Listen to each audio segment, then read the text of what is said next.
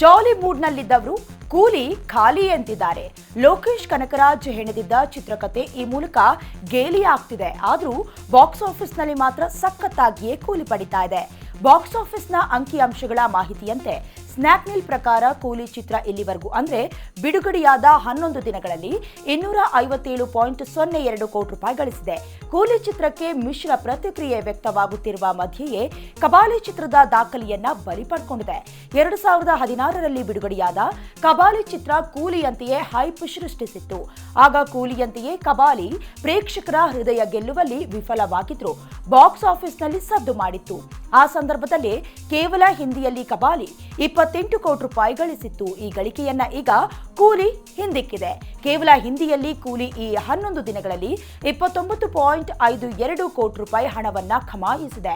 ಈ ಮೂಲಕ ಹಿಂದಿಯಲ್ಲಿ ಅತಿ ಹೆಚ್ಚು ಹಣ ಗಳಿಸಿದ ತಮಿಳು ಚಿತ್ರಗಳ ಸಾಲಿನಲ್ಲಿ ಕೂಲಿ 3ಕ್ಕೇರಿದೆ ಎನ್ನಲಾಗ್ತಿದೆ. ಹಿಂದಿಯಲ್ಲಿ ಅತಿ ಹೆಚ್ಚು ಹಣ ಗಳಿಸಿದ ತಮಿಳುನಾಡಿನ 5 ಚಿತ್ರಗಳ ಪೈಕಿಯಲ್ಲಿ ರಜನಿ ಅವರದ್ದೇ 3 ಚಿತ್ರಗಳಿರೋದು ಕೂಡ ಒಂದು ದಾಖಲೆಯೇ ಸರಿ. ನಾವು ಹೇಳುತ್ತಿರುವ ಈ ಮಾಹಿತಿ ನಮ್ಮ ಚಾನೆಲ್ನ ವೈಯಕ್ತಿಕ ಮಾಹಿತಿಯಲ್ಲ, ಬದಲಿಗೆ ಅದು ಸಾಮಾಜಿಕ ಜಾಲತಾಣಗಳ ವರದಿಗಳ ಸಂಗ್ರಹ ಮಾತ್ರ.